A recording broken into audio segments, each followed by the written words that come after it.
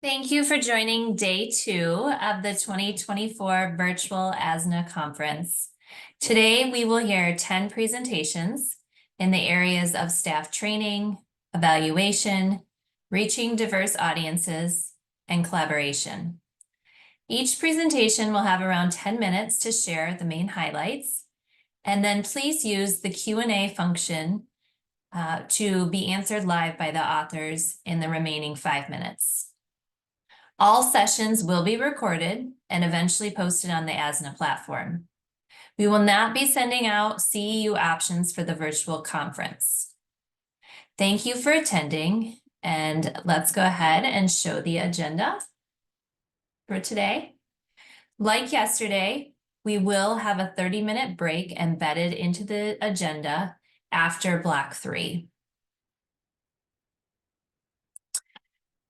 So without further regard, we will move on to Block 1, which is focused on staff training. And our first presentation today will be facilitated study groups to enhance PSE and community connections.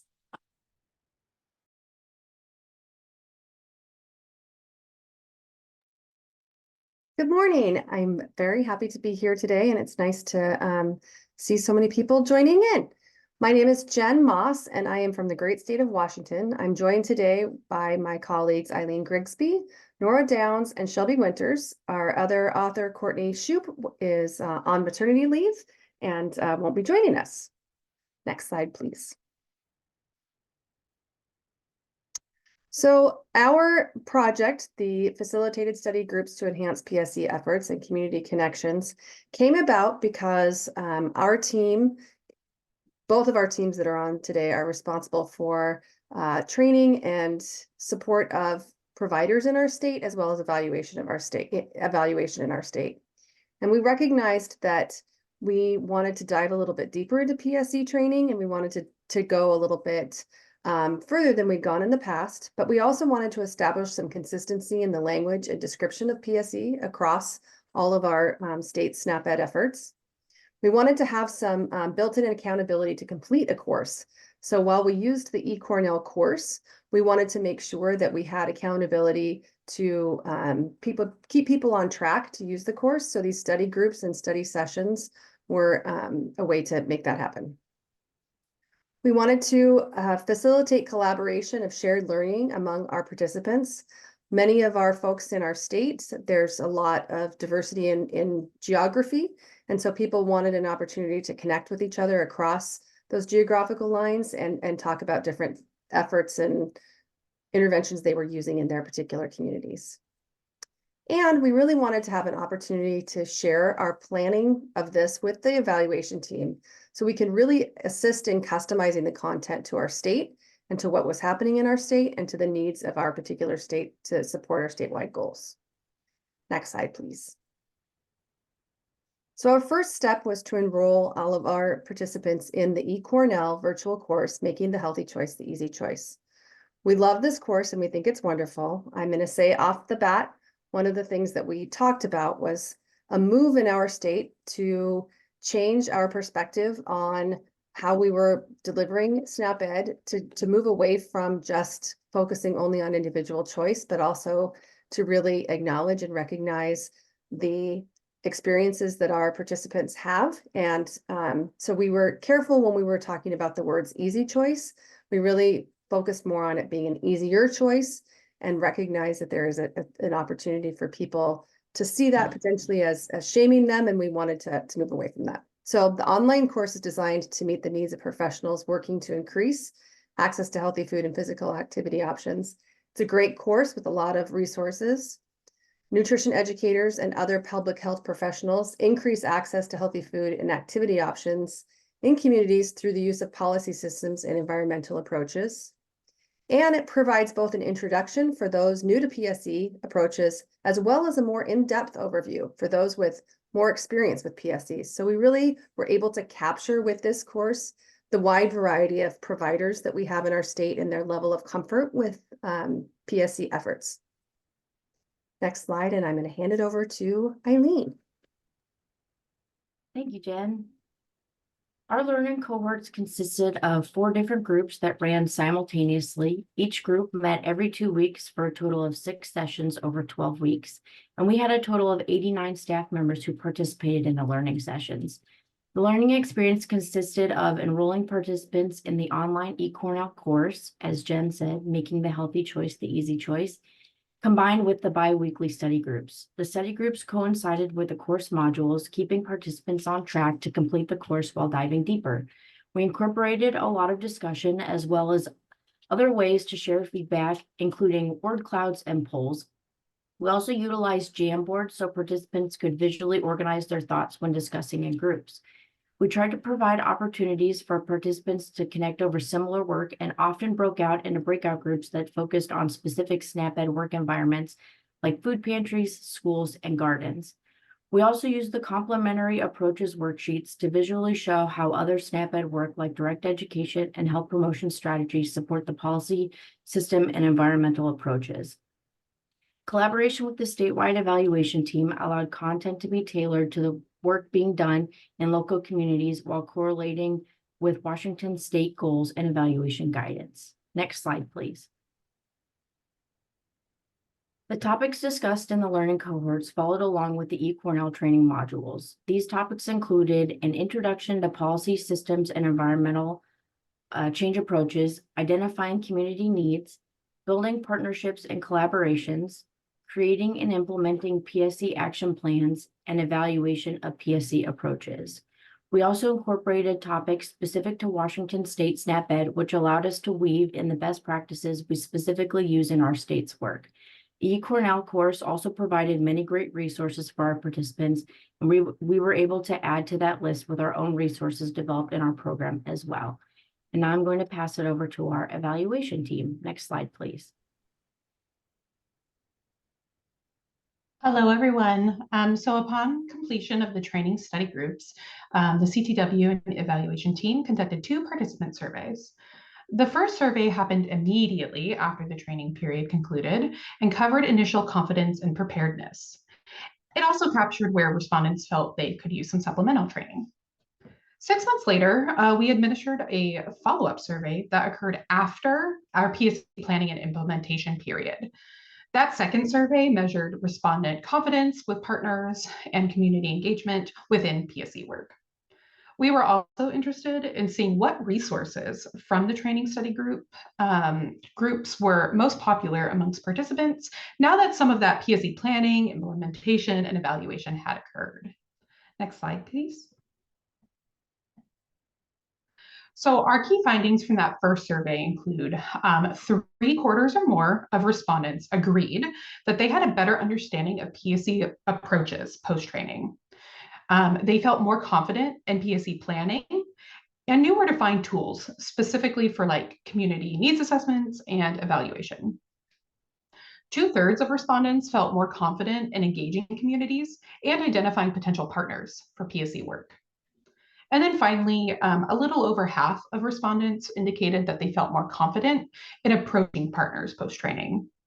And as far as additional PSE training or support, respondents indicated that they want to hear from each other more.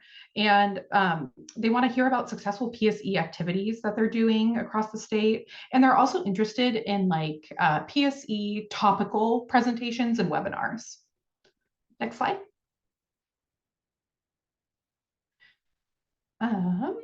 For the second survey, we framed survey questions about confidence in engaging partners and communities at 3 stages of PSE work. So that included planning, implementation, and evaluation.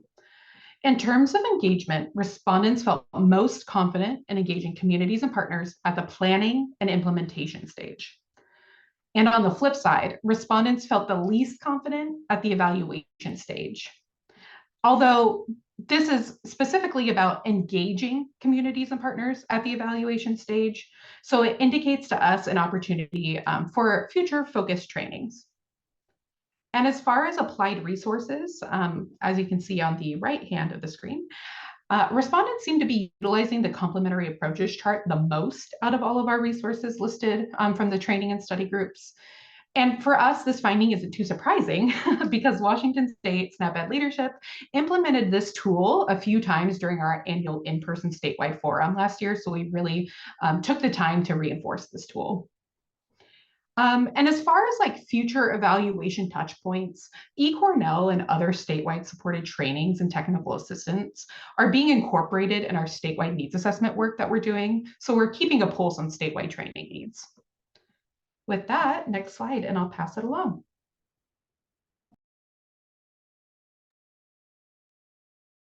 Next steps for our eCornell Learning Collaborative includes continued access to the eCornell course for both current participants and new staff who would like to join.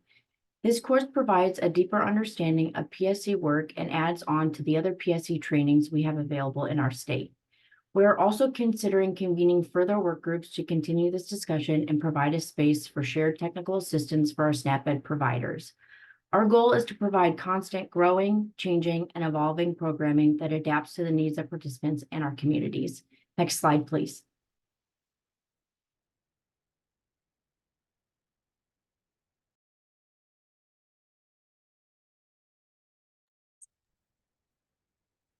Okay.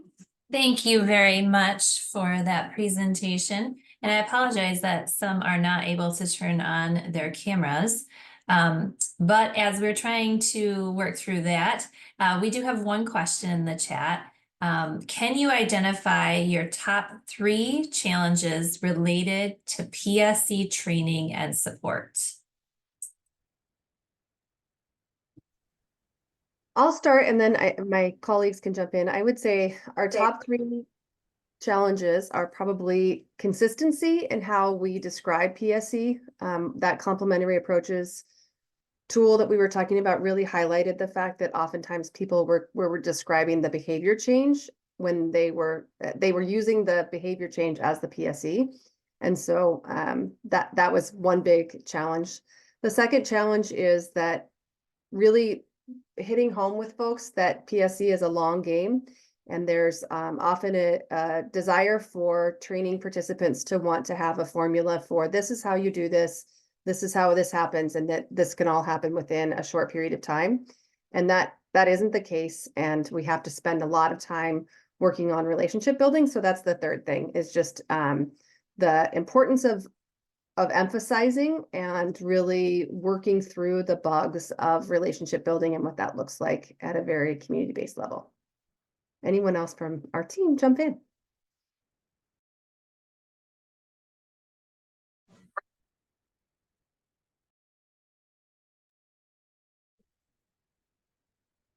Okay, there's an additional question.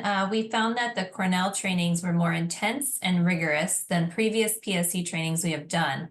How was the experience for paraeducators and non-faculty? I'll jump in again. So I will say that our, first of all, we have PSE and we have SNAP-Ed providers across the state that are outside of the university system. So there was no faculty involved. And we don't actually have a paraeducator model in our SNAP-Ed program in our state. And so we didn't have that issue. But I will acknowledge and say it is a much more intense training than they have been in the past. And that was why having these study groups in the core cohorts along with people taking the course made a big difference. It really helped people ask questions along the way and stay engaged instead of becoming completely overwhelmed by it. So we were able to just really pull out the nuggets from each one of the modules.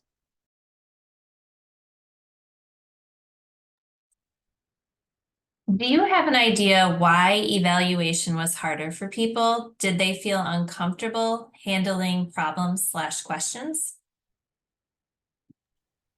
I can take that one. We have a really wide variety of PSE approaches here in Washington. So there's not a one size fits all evaluation model here for PSE projects. In general, folks don't feel uncomfortable handling problems or questions, but we did find in a previous evaluation project that partnership is a really key component to evaluating PSE projects. So evaluation is harder for people, one, because it's not the same for everybody for every single project, and two, because it also really depended on how good and solid their partnership was with the partners they were working on PSE projects with. I think, you know, yeah, we're still learning and evolving in terms of PSE evaluation. And so it was really interesting to hear some of the feedback around PSE evaluation from the surveys that we did for this as well.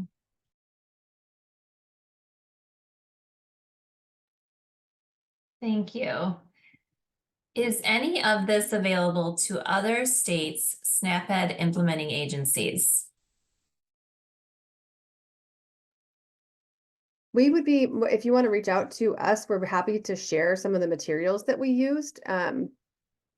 We just made we made slide decks and outlines for each one of the modules, and we would, if someone wants to reach out to us, we'd be more than happy to share.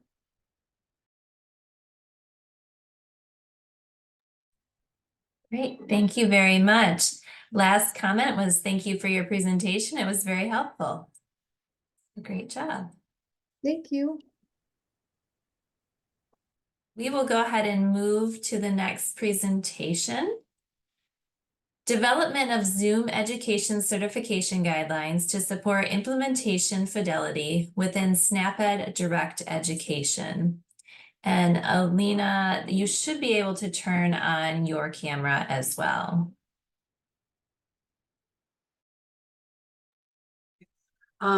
I do not have that ability. I am one of the presenters. That's okay, Ann Carter, go ahead. Thanks. We are Ann Carter Carrington and Sarah Pratt, educators, supervisors with Virginia's Family Nutrition Program. Dr. Elena Serrano, Program Director for SNAP-Ed in Virginia, and Dr.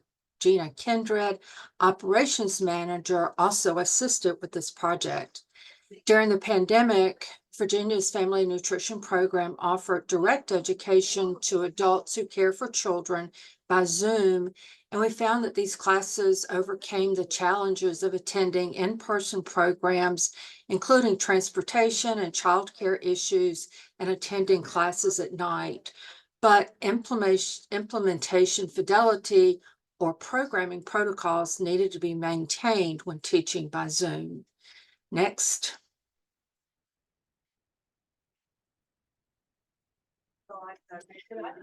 Implementation fidelity is defined as the degree to which a program is delivered, is developed, and intended. It is very important that educators follow program protocols to maintain standards and to ensure and guarantee true and accurate results with evaluation data. Implementation fidelity when teaching by Zoom is a concern. We need to make sure that program quality standards are being maintained, which meant the clients had the same learning experiences by Zoom that they did in face-to-face lessons. To make sure that lessons were the same, Virginia SNAP-Ed program developed Zoom certification guidelines and resources for direct education when working with adults. Next. First, a skills checklist was created to make sure that educators were comfortable with the extra equipment that they needed to teach by Zoom. This included how to set up and use video cameras, light rings, Zoom app itself, changing Zoom backgrounds during lessons, setting up and using polls, and teaching with the camera while using learner-centered teaching techniques and keeping families engaged. The skills checklist was for equipment and for using the Zoom application. Next. Additional video equipment was purchased so that educators could look and sound professional. This included wireless headphones that had a microphone, extra video camera so they could switch between views, light ring with a tripod. The educators also needed to make sure they had a strong and stable internet connection. educators used their university-issued computers as well so that they could be on camera for longer than 45 minutes. Families who enrolled in the program could use their cell phones to be part of the lessons, and they needed to know how to log onto Zoom and to mute and unmute their phones. Next. A best practices document was created to offer guidance in collecting the pretest and protest data and to include helpful hints when teaching by Zoom. Educators are not allowed to teach by Zoom until their supervisor has gone through the skills checklist with them and they have successfully mastered each skill. Next.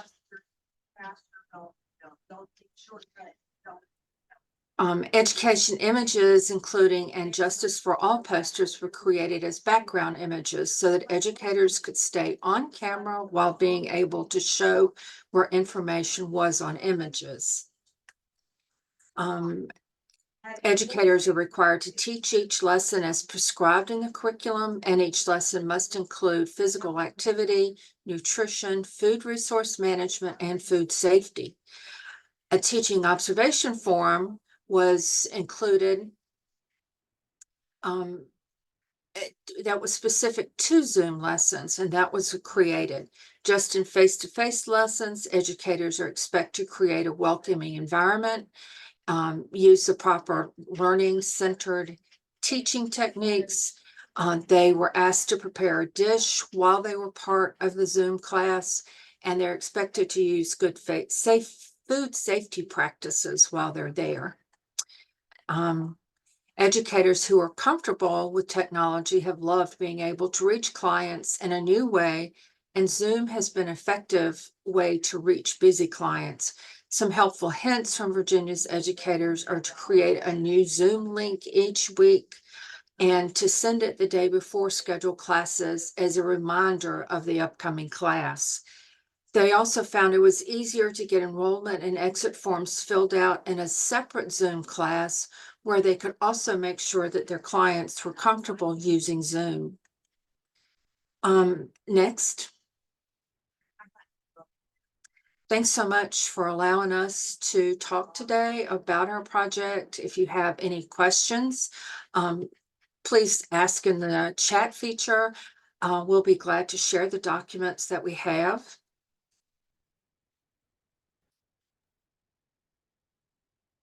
Thank you very much for that presentation.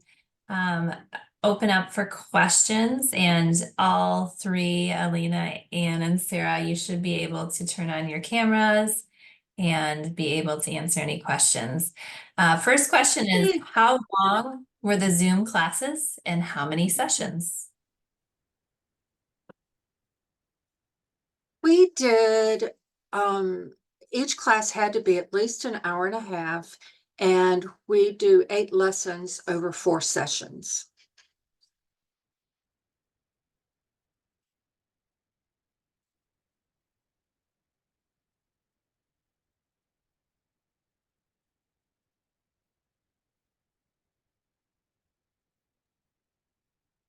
How many participants were recruited? Or how were participants recruited?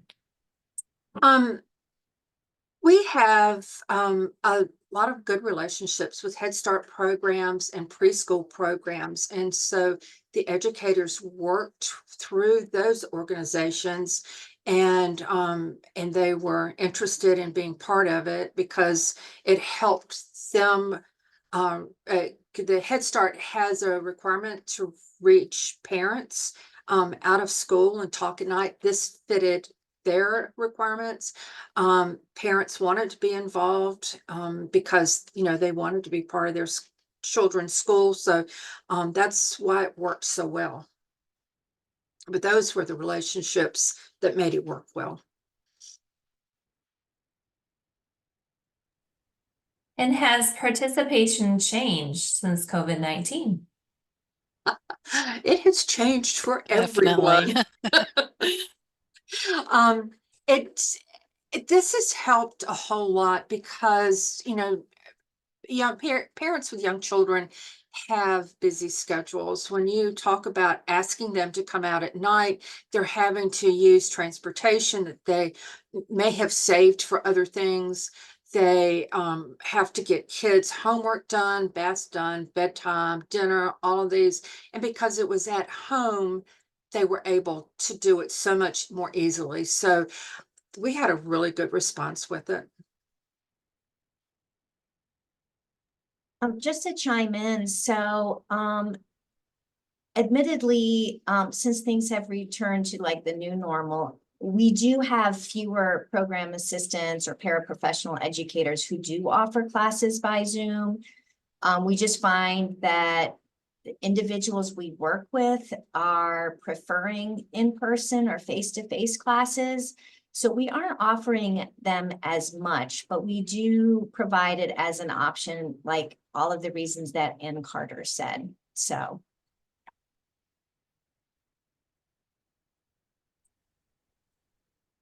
Great. We have a couple more questions here. Great learning. Do you have any idea how the better Zoom skills affected participants? Retention, response, learning, a great skill for other reasons. I mean,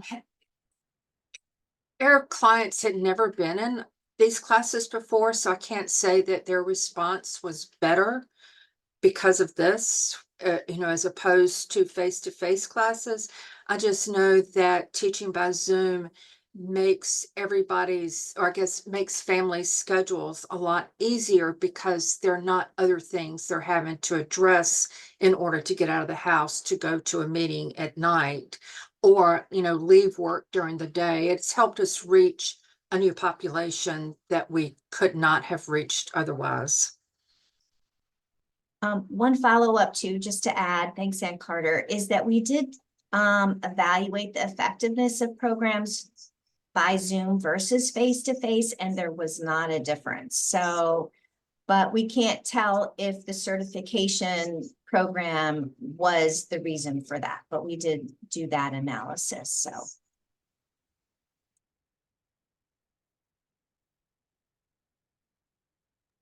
Okay, and what would be typical topics discussed in sessions?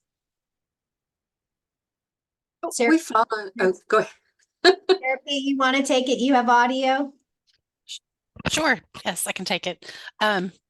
So the program assistants use the same curriculum that they use for in-person lessons, and topics cover whole wheats, fruits and vegetables, getting physical activity, unit pricing, reading nutrition labels, watching fat and sugar content.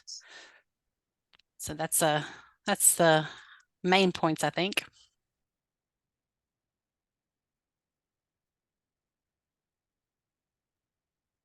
Great. Thank you so much for all of the questions and for answering all of those, as well as the presentation. We are going to go ahead and move to our next block of presentations, which is focused on evaluation. And I'm actually going to stop sharing my slides so that they can, so Latrice can directly share them. Good afternoon. Well, still good morning over here. Good morning. It's so good to be here.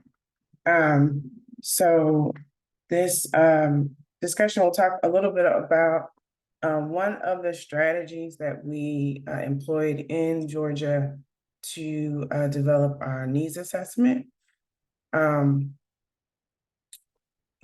my colleague, Amanda Tyler from the Public Health Institute, will start off right after this slide. So the Georgia Department of Human Services, Division of Family Children Services is where the SNAP state agency is housed.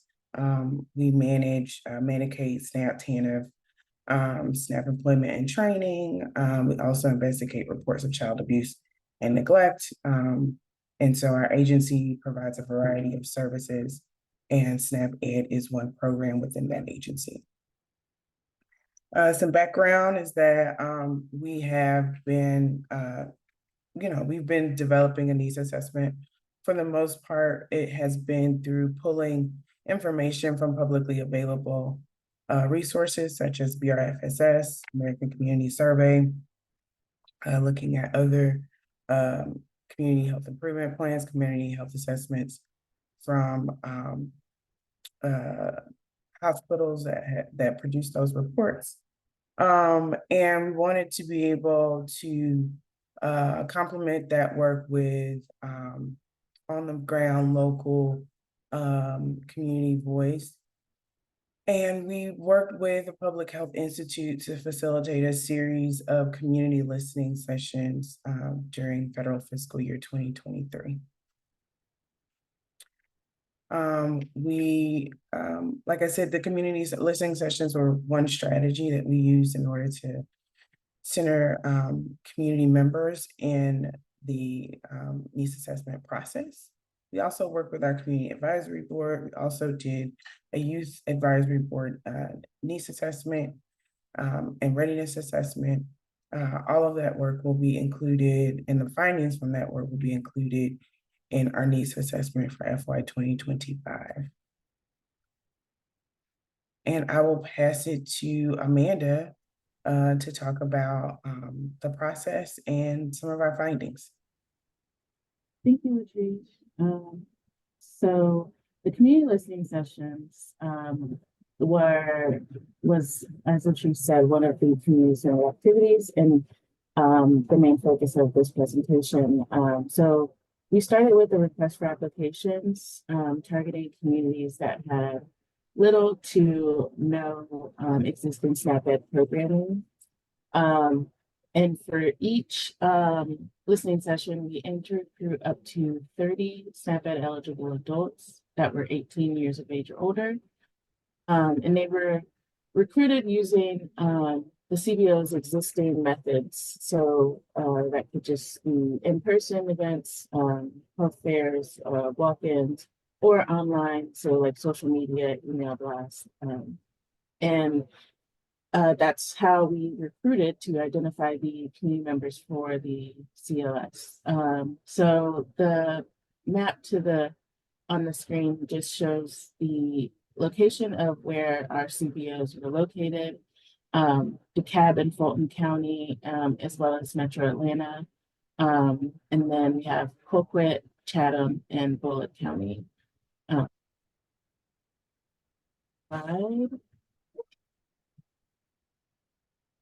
And then next slide. So I will talk about the findings from our community listening session. So from this table here, we have a snapshot of the demographic data. Majority of participants were between 35 and 64. And some additional demographics that aren't shown is that we also had a majority that were Black or African American. They were female or women, and non-Hispanic or Latino. Next slide, please. Okay. So we for the community listening sessions, we had a brief presentation about the data around physical activity and healthy eating and chronic diseases in each community. We started with Georgia data, and then we would localize to the community that we were in for the listening session. And then we asked participants to identify some of the strengths and assets that their community was facing. The top strengths that each community listed included food pantries and free food programs. They had active communities, access to local parks and gyms, walking trails and sidewalks, and access to farms and local produce. And I thought that that was interesting because, again, a lot of some of these communities were in the pretty rural areas. So next slide, please. We also asked for each participant to identify some challenges related to accessing healthy food and physical activity. And the main things that participants cited were a lack of access to grocery stores, farmers markets, or fresh produce. And this was not surprising, as many of these communities were in food deserts, and they didn't have easy access to grocery stores directly in their community. Another challenge was the high cost of healthy food. A lot of participants cited just how eating unhealthy, eating those quick processed snacks are much more affordable than healthy or nutritious foods. And then a lack of safe parks and our walking trails. So either not having them in their communities, or they just didn't feel safe going outside and going for a walk or getting physical activity. Next slide, please.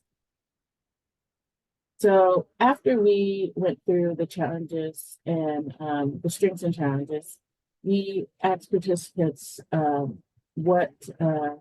would they solve these challenges? And the top three community identified solutions were increasing nutrition education in the community. So a number of participants cited how, just like reading food labels or cooking classes, or learning how to cook foods that they already eat, but in a better way.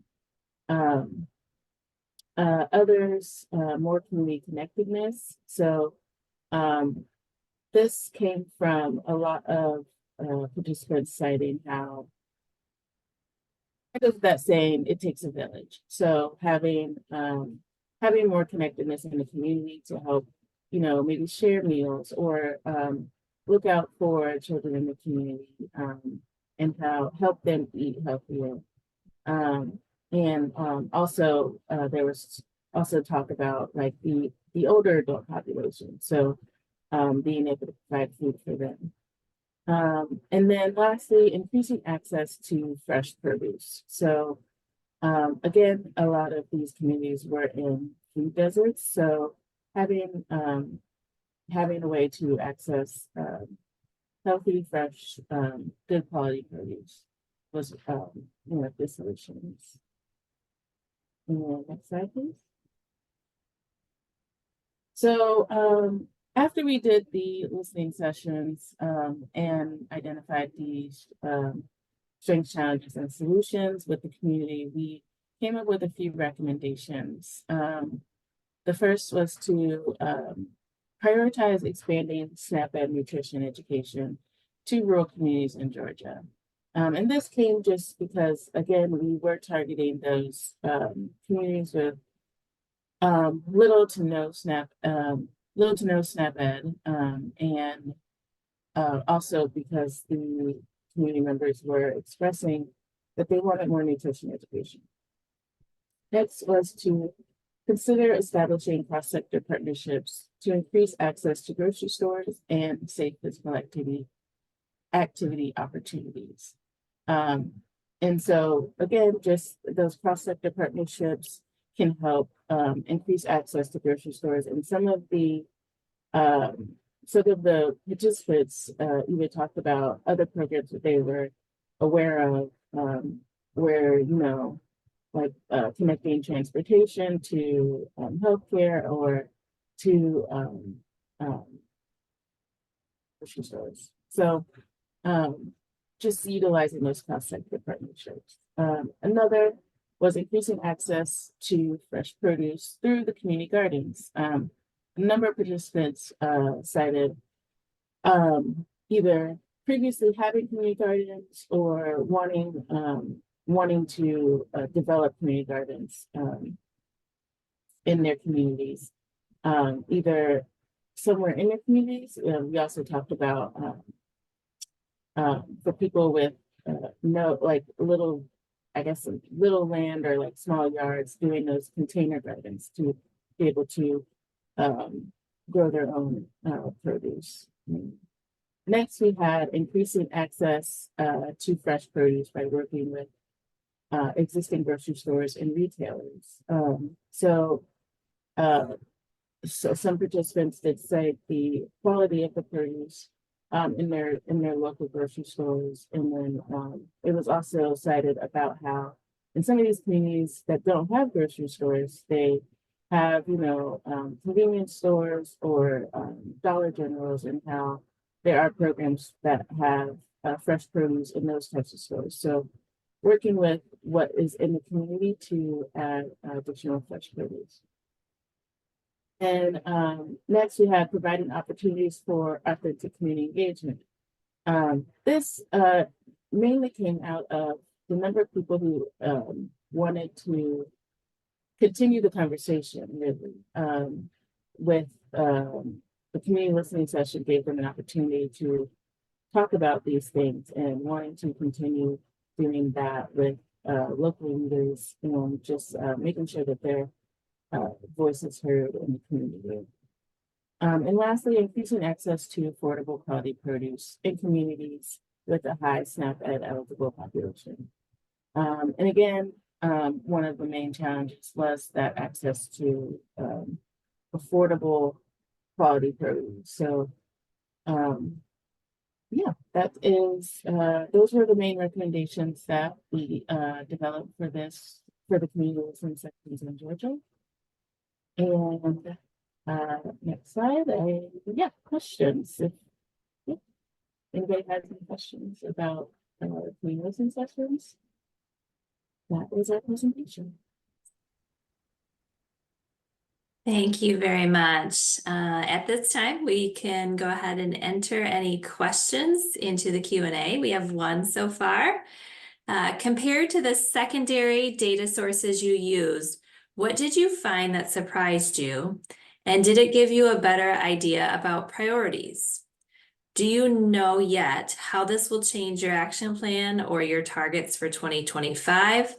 And what new activities in PSE, multi-sector, or social marketing do you see taking?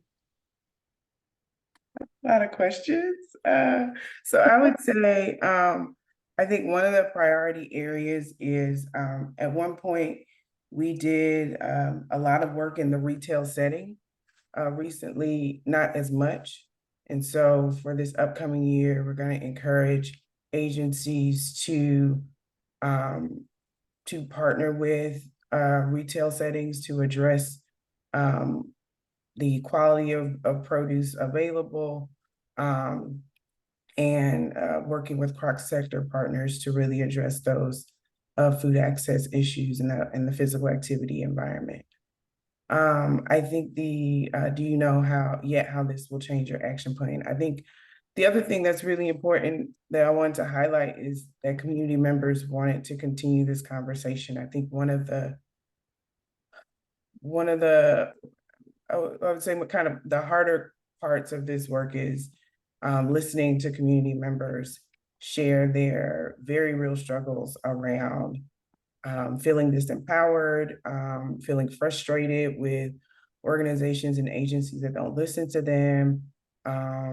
And what I heard over and over and over again is community members actually want change. And so, one thing we are going to focus on is how can we not only facilitate better programs, but how can we support community leaders?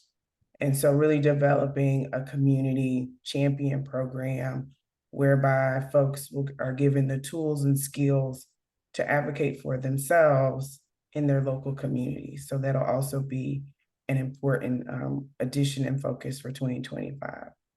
For PSCs, a lot of our PSCs are in schools. And so for this upcoming year, we're going to encourage agencies to expand their focus to more community and retail settings for policy system and environmental changes. So those are some of the top ways that this information will be incorporated into the needs assessment. Okay. Explain more about what you mean when you say authentic community engagement. So for us, that really is how can we be better listeners and partners in this work with community member guidance, and how can we better operationalize that work on the ground with our partners. So, one of the things that we try to do at the state is to be better listeners. And in order to better kind of tailor and target this program to where it needs to go.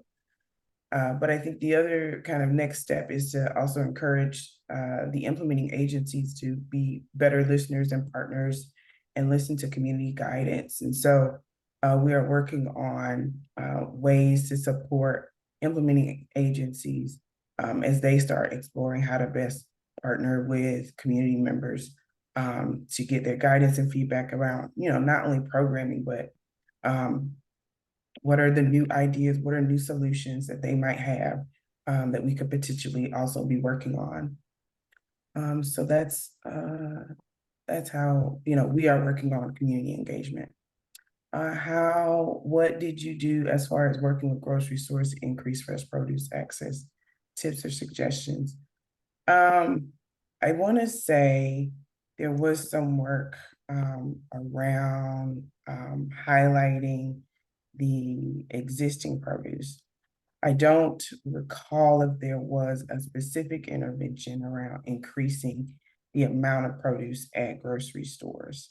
But I have to go look and I can go do that. But off the top of my head, I can't think of any. But I think, one of the things that we want to do is, yes, we can do a lot of work around in retail settings. But we also, again, want to make sure that folks have the tools that they need to advocate for themselves. Do community members know that they can go to their grocery store manager and ask for better produce?